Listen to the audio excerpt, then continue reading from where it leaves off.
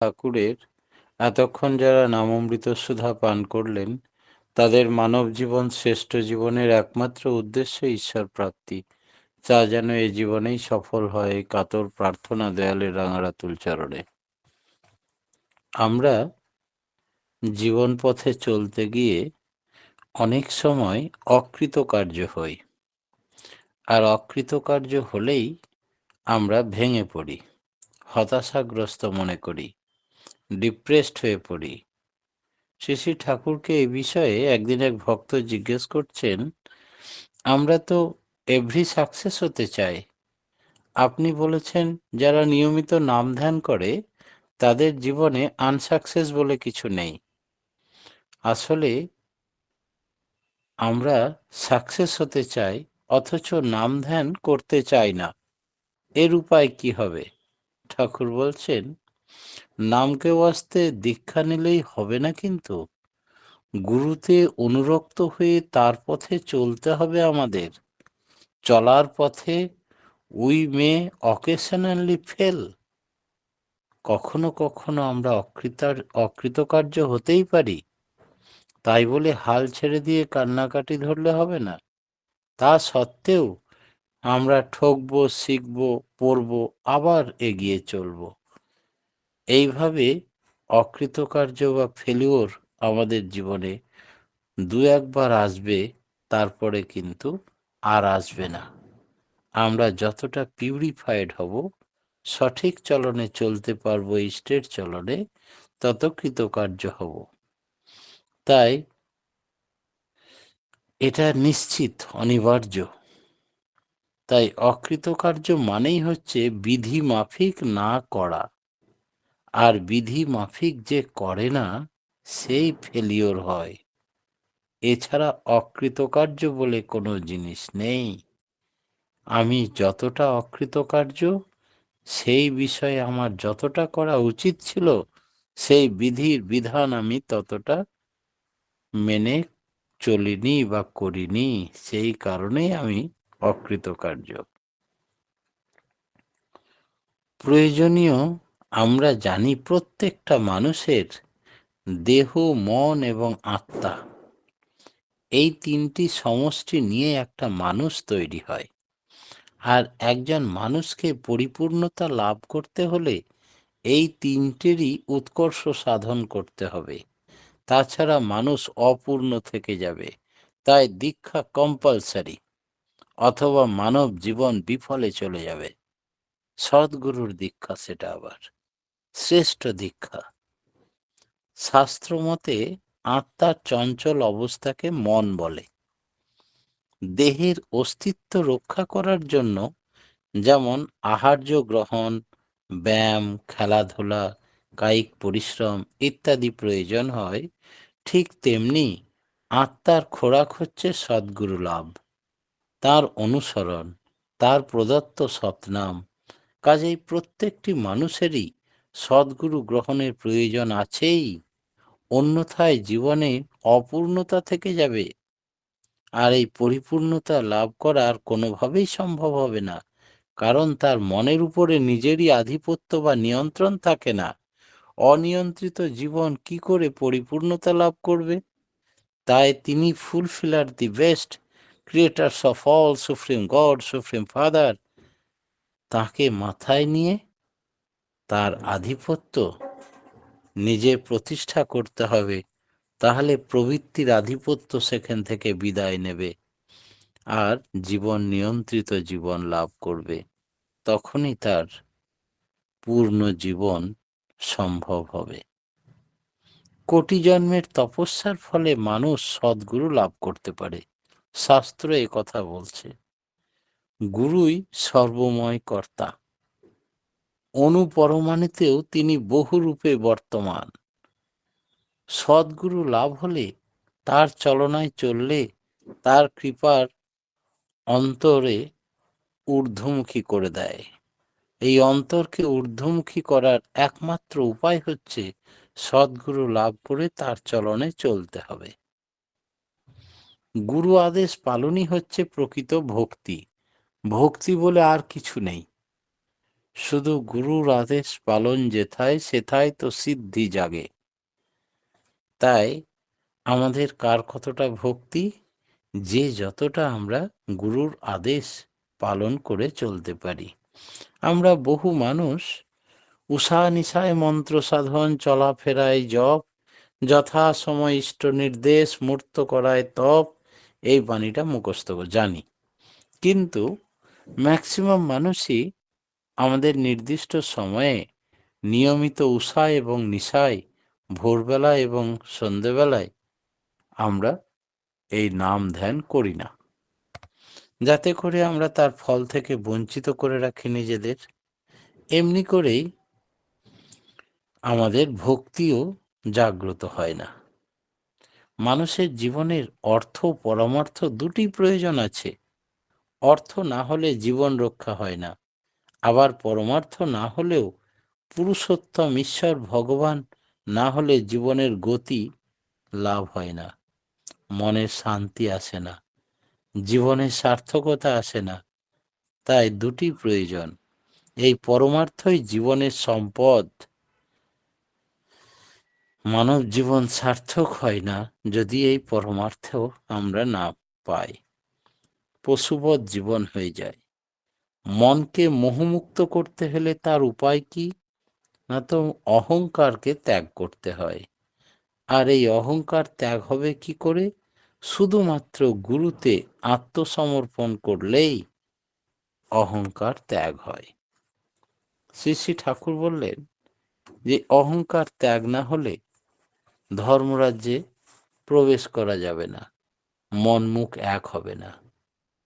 যার জীবনে লঘুগুরু জ্ঞান নেই, তার জীবনে ধর্ম লাভ করা তো দূরের কথা, সংসার জীবনেও সে ব্যর্থ হয়।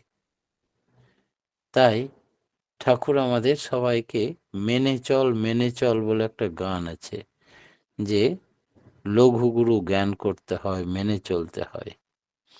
ঈশ্বরের প্রতি ভালোবাসা গজায় তখনই যখন তার নির্দেশ মতো চলা যায়, তার কর্ম নিঃস্বার্থভাবে করা যায়, তার স্বার্থে বৃত্তি নিয়ন্ত্রণ হয়, আর তার জন্য ত্যাগ স্বীকার করতে হয়। ইষ্ট লাগি কর্ম করা, তাই তো হলো পুণ্যে ভরা। আর ইষ্টের জন্য যত দুঃখ কষ্ট, সেটাকে ক্লেশ ও সুখপ্রিয়তা বলছেন শাস্ত্রে। যত দুঃখ কষ্টই হোক না কেন, এর মধ্যে একটা সুখ অনাবিল আনন্দ আছে। ভগবানে বিশ্বাস এলেই আত্মবিশ্বাস বেড়ে যায়। ঈশ্বরের প্রতি প্রেম ভালোবাসা এলে তখন দুঃখকে আর দুঃখ বলে মনে হয় না। ঈশ্বরকে যে ভালোবাসে সে সকলকেই ভালোবাসতে পারে। আর যারা ঈশ্বরকেই ভালোবাসে না, তারা মানুষকেও ভালোবাসতে জানে না, ভালোবাসতেও পারে না। যে যত নিরভিমান, সে তত বড় হতে পারে জীবনে। বড় হবার তুক হচ্ছে অভিমান শূন্য হওয়া, অভিমান মুক্ত হওয়া। এটা কি করে সম্ভব? অক্লান্ত চেষ্টা করলেও ভগবানের দয়া ছাড়া সেটা হবে না। আর তাতেই অভিমান ব্যাধি দূর হয়। সেবা ও সাধন নিয়ে থাকলে নিজের ত্রুটি নিজেই বুঝতে পারা যায়।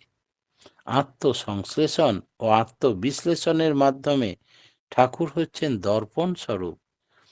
তার সামনে দাঁড়ালেই, দর্পণের সামনে দাঁড়ালেই যেমন কেবলমাত্র নিজের মুখ দেখা যায়, আর লোকের মুখ আমরা দেখতে পাই, নিজের মুখটা দেখতে পাই না, শুধু দর্পণের সামনে দাঁড়ালেই দেখতে পাই। তেমনি সদ্গুরু ছাড়া নিজের ভুল ত্রুটিগুলো ধরা পড়ে না। লোকের ভুল ত্রুটিগুলোর কথা আমরা ভাবি, তাদের কথা বলি, কিন্তু নিজের ভুল ত্রুটি ধরতে গেলেই সদ্গুরুর দীক্ষা নিয়ে তার শিক্ষায় শিক্ষিত হলে তখন আত্মসমালোচনা, আত্মসংশ্লেষণ, আত্মবিশ্লেষণের মাধ্যমে প্রত্যেক দিন নিজের ভুল ত্রুটিগুলোকে ত্যাগ করার চেষ্টা করতে হয়। তাহলেই মানুষ অভিমান ব্যাধি থেকে দূর করতে পারে। সেবা সাধন নিয়ে থাকলে নিজের ত্রুটি নিজেই বুঝতে পারে। অহৈতুকী ভালোবাসা আর প্রশ্নহীন বিশ্বাস ভক্তির চরম লক্ষণ। দুটো জিনিস, একটা হচ্ছে অহৈতুকী ভালোবাসা। আমি আমার ঠাকুরকে কেন ভালোবাসি? ভালোবাসি তাই ভালোবাসি, কোনো স্বার্থ নেই, শর্ত নেই, শুধুই ভালোবাসি তাই ভালোবাসি, প্রশ্নহীন হয়ে ভালোবাসি। এই হচ্ছে ভক্তির লক্ষণ। আর তা একমাত্র সম্ভব হয় তাকে মেনে চলার মাধ্যমে।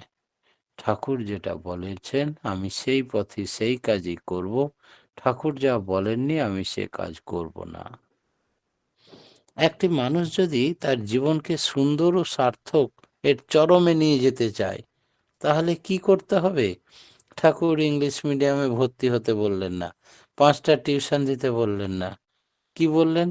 একটা মানুষকে সুন্দর সার্থক জীবন যদি দান করতে হয়, তবে তাকে একের অর্থাৎ তার সদ্গুরুর প্রতি অনুরাগ, ভালোবাসা বাড়িয়ে তুলতে হবে। আর এই অনুরাগ বা ভালোবাসা দিন দিন যত বেড়ে যাবে, ততই সে চরমে উঠতে পারবে। জীবনের শেষ লগ্ন পর্যন্ত কন্টিনিউটি থাকতে হবে, কখনো যেন বিচ্ছিন্ন না হয়ে যায়। তাছাড়া ও জাগাতে তাকে জাগিয়ে রাখতে হবে, কনসাসনেস থাকতে হবে, প্রতি মুহূর্তে প্রশ্নহীন হয়ে ঈশ্বরের প্রতি, ইষ্টের প্রতি বিশ্বাস জাগিয়ে রাখতে হবে। তবেই তার নির্ভরতা যেন বেড়ে যায়, তবেই তিনি সর্বময় কর্তা, তিনি তাকে চরম শিখরে নিয়ে যেতে পারেন তার পথে চললে, তাকে অনুসরণ করলে। এই হচ্ছে বড় হওয়ার মেন তুক। তার নাম করা, তার ধ্যান করা, তার কর্ম করা, তার ইষ্টভৃতি করা, মঙ্গলযজ্ঞ ঠিক ঠিকভাবে নিবেদন করা। কর্মের জন্য তাতে যদি আমার সময় ত্যাগ করতে হয়, ধৈর্য অধ্যবসায় প্রয়োজন হয়, আলস্য ত্যাগ করতে হয়, করতে হবে। তাতে লাভ হবে কি? আমার বৃত্তি প্রবৃত্তি নিয়ন্ত্রিত হয়ে যাবে, আমি বেপথে বেভুল পথে যেতে পারবো না, আর সৎ স্বভাবে পরিণত হবে, সংস্কার বদলে যাবে, জেনারেশন ওয়াইজ ইনস্টিংক্ট তৈরি হবে। সেই জন্যে আর কোনো প্রবৃত্তি তার বাধা সৃষ্টি করতে পারবে না জীবনের কোনো উন্নতির পথে। জীবনে অর্থ ও পরমার্থ দুটি অব্যর্থ। তা পেতে গেলে কি করতে হবে? চাই ভাবা, বলা, করা, এই তিনটি জিনিস। ভাবার মধ্যে আছে প্রধানত আধ্যাত্মিক ও মানসিক সদাচার, আর বলার মধ্যে আছে তার কথা মুখরিত ভাষায় ব্যক্ত করা, মানুষের সাথে সুন্দর ব্যবহার করা, আর করার মধ্যে আছে তার কর্ম করা, তার নির্দেশিত পথে চলা ইত্যাদি। আর এই তিনটির মূলে আছে ভাব, অর্থাৎ তার সাথে যার ভাব যতটা বেশি, তার জীবনে এই তিনটি অতীব সহজেই হয়ে ওঠে, ভাবা, বলা, করা। তাই অর্থ এবং পরমার্থ দুটি তার সহজেই লভ্য হয়। তিনি বিশ্বপিতা, তিনি সর্বশক্তিমান, এই বিশ্ব ব্রহ্মাণ্ডের মালিক তিনি, সবই তার নিয়ন্ত্রণাধীন, তার ইচ্ছাতে এই দুনিয়া চলে, তার ইচ্ছা ছাড়া একটি তৃণও নড়ে না। বৈষ্ণব শাস্ত্র বলে একটি শুকনো গাছের পাতাও তার ইচ্ছে ছাড়া ঝরে পড়ে না। জন্ম মৃত্যু, শান্তি অশান্তি, সুখ দুঃখ, সাফল্য অসাফল্য, সব তার খেলা। আর এই মূল জায়গাকে ঠিক রাখলেই সব ঠিক। সব কিছুর মূলে রয়েছে তার সাথে ভাবের মাপকাঠি। ভগবান রামকৃষ্ণদেব বলেছিলেন, যার যেমনি ভাব তার তেমনি লাভ। অর্থাৎ তার সাথে যার ভাব যতটা বেশি, তার লাভ তদানুপাতিক ততটা বেশি হয়। আবার তার সাথে যদি ভাব কম থাকে, তবে তদানুপাতিক লাভও তার ততটাই কম হয়ে যায়। শ্রী শ্রী ঠাকুরের ভাবধারায় বলা যায় যে তাঁর এই অসীম ক্ষমতা, তা তিনি নিজে কিছুতেই জাহির করেন না, কখনো নয়, কাউরের নিকট নয়। সেই ব্যক্তির ভাব অনুযায়ী তিনি তাকে অনুসরণ করেন। তার প্রতি অনন্য মনা হয়ে যদি কেউ তার তপস্যায় ব্রতী হয়, অর্থাৎ তাঁরই পূজা, তাঁরই চিন্তা, তাঁরই ধ্যান, তাঁরই অনুসরণ করে, তবে তার নিকট তিনি যজ্ঞেশ্বর রূপে প্রকট হয়ে ওঠেন। আবার যদি কেহ তাকে একেবারেই ভুলে গিয়ে উল্টো পথে চলে, তখন তিনি নিজেকে সংযত করে রাখেন, অর্থাৎ তার ভাবনা, চিন্তা, ভাব, ভালো মন্দ কথা তিনি ভাবেন না। তখনই তার উপর বিপরীত শক্তি এবং শয়তানের প্রভাব বেড়ে যায়, যার ফলে তখন সে অশান্তি, দুঃখ, নানা সমস্যার প্রকোপে পড়ে। ধর্ম ভুলিলে, ইষ্ট ভুলিলে বিপদ আসিয়া চাপিয়া ধরে, এমনকি মৃত্যুবৎ যন্ত্রণার সম্মুখীন হয়। কারণ ঈশ্বরী চলনে তার চলা বন্ধ হয়ে গেছে, আর শয়তান তখন তার উপরে রাজত্ব করে পূর্ণ আনন্দ অনুভব করে। তাই মানুষকে দুঃখ, অশান্তি, মৃত্যু, জ্বালা, সমস্যা ইত্যাদি থেকে দূর করতে গেলে ততটা ইষ্টমুখী, ইষ্টচলন, ইষ্টের প্রতি আবেগ ভরে ভালোবাসার মাধ্যমে যত নিকট করে নেবে, তত সব জ্বালা, যন্ত্রণা, দুঃখ, অশান্তি দূর হয়ে যাবে। শেষে ঠাকুর বললেন, নিজেকে ছোট করে ভাবায় ঠগে যাওয়া। তোমরা কখনো ভাববে না আমি অধম, আমার দ্বারা কিছু হবে না, এরকম ভাবতে নেই। বরং ভাবতে হয় আমি বিশ্বপিতার সন্তান, আমি কিছুতেই কম নই।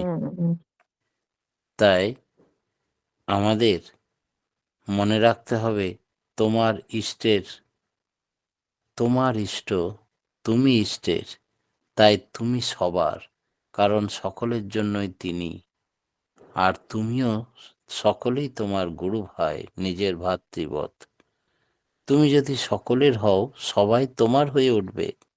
তোমার আর কোনো ইতি আছে, ইতি নেই। বিস্তারে অস্তিত্ব হারাও, কিন্তু নিভে যেও না। বিস্তারী জীবন, বিস্তারী প্রেম। তাই আজকে সৎসঙ্গ পরিবার, আমাদের নাম ধ্যান যোগ্য পরিবার এত বড়, আর দিন দিন বড় হতেই চলেছে। এই হচ্ছে বিস্তার। আমরা প্রত্যেকে সুখে দুঃখের কথা নিবেদন করি পরম পিতার রাঙারাতুল চরণে, আর যখন সে নিস্তার পায়, যেন আমরা স্বস্তি পাই। যে তুমি থেমে যাবে তার কোনো জায়গা নেই, শুধু চরই বেতি বাড়তেই থাকে। আমাদের এই ভাব শুধু মনের অভাবেই, ভাবের অভাব। ভাব মানে চিন্তা নয়, ভাব মানে হওয়া। আর কৃপা হচ্ছে করো, হও, পাও, তার নাম কৃপা। ঈশ্বরের উপরে আমরা যতটা নির্ভরশীল, ঈশ্বর আমাদের ততটা হাত বাড়িয়ে দেন। কিরকম? আমরা চিকাগো শহরের তৃতীয় দিনের বক্তৃতায় বিবেকানন্দের কথা আমরা জানি। সাহেবদিকে ভগবান বুঝাতে গিয়ে বেদান্তের একটা গল্প বলেছিলেন, যে ঈশ্বর কেমন জানো সাহেব? ভগবান বিষ্ণু একদিন অর্ধশায়িত অবস্থায় নারদ মুনিকে বলছেন, ঋত্বিক দাদাকে, যে তুমি পদসেবা করো। মুহূর্তের মধ্যে তিনি উঠে দৌড়াতে শুরু করলেন, আবার ফিরে এসে শুয়ে পড়ে বললেন, না, শুরু করো। ভগবানকে জিজ্ঞেস করছেন তার ঋত্বিক দেবতা, ভগবান এত হন্ততন্ত হয়ে যাচ্ছিলেন কোথায়, আবার গেলেনই বা কেন? তখন বলছেন, শুনবে নারদ, মর্তে আমার এক ভক্ত নাম করতে করতে যাচ্ছিল রাস্তায়, একটা পাগলা কুকুর তাকে তাড়া করেছিল। আমি তখন দারোয়ান সেজের মাথায় পাগড়ি বেঁধে লাঠি নিয়ে সেই কুকুরটাকে সামলাবার জন্য যাচ্ছিলাম। যে যতক্ষণ নাম করে ততক্ষণ নামী পুরুষের দায়িত্ব হয় তাকে রক্ষা করার। মুহূর্তের মধ্যে দেখলাম সে নিজেই গালিগালাজ করে ইঁট তুলেছে, নাম ছেড়ে দিয়েছে। আমার দায়িত্ব শেষ, তাই আবার ফিরে এলাম। তাই আমরা যতক্ষণ ঈশ্বরের উপর নির্ভর করি, আমাদের সব দায় দায়িত্ব তখন তিনি গ্রহণ করেন। পরম পিতার রাঙারাতুল চরণে আজকের মতো আমার ক্ষুদ্র বক্তব্য এখানেই শেষ করলাম। জয় গুরু।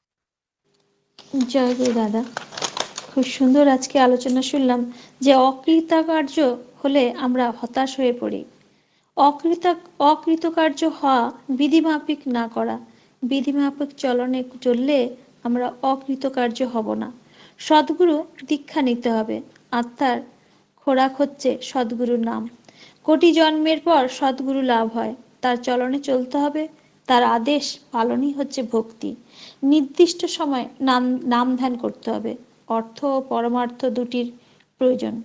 পরমার্থ জীবনে সম্পদ, অহংকার ত্যাগ করতে হবে, না হলে ধর্মরাজ্যে আমরা ঢুকতে পারবো না। ত্যাগের মধ্যে দিয়ে তাকে পাওয়া যায়। নিরবমানী হতে হবে, আত্মসংশ্লেষণ এবং আত্মবিশ্লেষণ করতে হবে। অহেতুক ভালোবাসা এবং প্রশ্নহীন ভালোবাসা ভক্তিরই লক্ষণ। এর ফলে আমাদের বৃত্তি প্রবৃত্তিগুলো নিয়ন্ত্রিত হয়। আমাদের ভাবা, বলা এবং করাটা ঠিক করতে হবে, তবেই আমরা তার ধর্মরাজ্যে আমরা ঢুকতে পারবো। ঈশ্বরী চলন না চললে আমাদের দুঃখ জ্বালা আমাদের প্রাণে ধেয়ে আসে। কৃপা পেতে হলে করতে হবে, আর নাম করলে নামী পুরুষ আমাদের সঙ্গে সবসময় থাকবেন। জয় গুরু। খুব সুন্দর আলোচনা দাদা, আমরা সমৃদ্ধ হলাম। পরমপিতা রাঙার আতুল চরণে আপনার সার্বিক মঙ্গল প্রার্থনা করি। আপনি সপরিবার সপরিবেশ নিরোগ দীর্ঘায়ু ইষ্টচ্ছল জীবন আমরা কামনা করি পরমপিতা রাঙার আতুল চরণে। জয় গুরু মা, জয় গুরু দাদা। ভালো থাকুন এবং সুস্থ থাকুন এবং পরমপিতাকে নিয়ে আনন্দে ভরপুর হয়ে থাকুন। জয় গুরু। একটা অডিও মনে হয় খোলা আছে, খুব ডিস্টার্ব হচ্ছে। জয় গুরু। এখন ভক্তিগীতি পরিবেশন করবেন খুশি সরকার মা। জয় গুরু। জয় গুরু মা। জয় গুরু। জয় গুরু। জয় গুরু। পরম দয়ালের রাঙারাতুল চরণে প্রণাম জানিয়ে উপস্থিত সকলকে আমার জয় গুরু জানাই। আমি যে ভক্তিগীতিটা নিবেদন করব, এটা একটি জাগরণমূলক সঙ্গীত। তো আমরা যখন দীক্ষা কথা বলি মানুষকে, কত রকম অজুহাত দেয়, কত রকম শর্ত, কত রকম প্রতিজ্ঞাবদ্ধ, যে ঠাকুর ধরলে যদি আমার এটা হয় তবে আমি ঠাকুর ধরবো, তবে আমি ঠাকুরের নাম নিব। তো ঠাকুর এখানে গানের ভাষা বলছে যে কোনো অর্থ, যশ, মান ইত্যাদি কোনো কিছু পাওয়ার আশায় আমরা ঠাকুর ধরবো না। ঠাকুরের কাছে আমরা ঠাকুরের নাম পেতে গেলে ঠাকুরের কাছে যে প্রার্থনা করতে হয়, ঠাকুরকে যে ডাকতে হয়, ঠাকুর আমাকে গ্রহণ করো, আমি যেন তোমার সেবা করতে পারি। তো এই ঠাকুরের কাছে প্রার্থনা করতে হয়, তবে কিন্তু আমরা সেই সৎনাম পাই। মানুষ তো সেগুলো করে না। যাই হোক, তো গানের ভাষায় কি বলছে তো শুনে আপনার কাছে। জয় গুরু সকলকে। ভুল ত্রুটি ক্ষমা করবেন সকলে।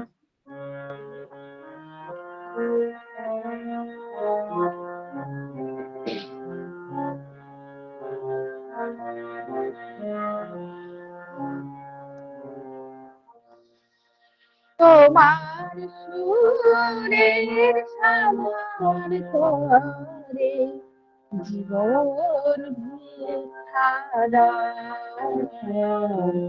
জীবন বৃথা যায়। তোমার সুরের সামার তরে জীবন বৃথা যায়, জীবন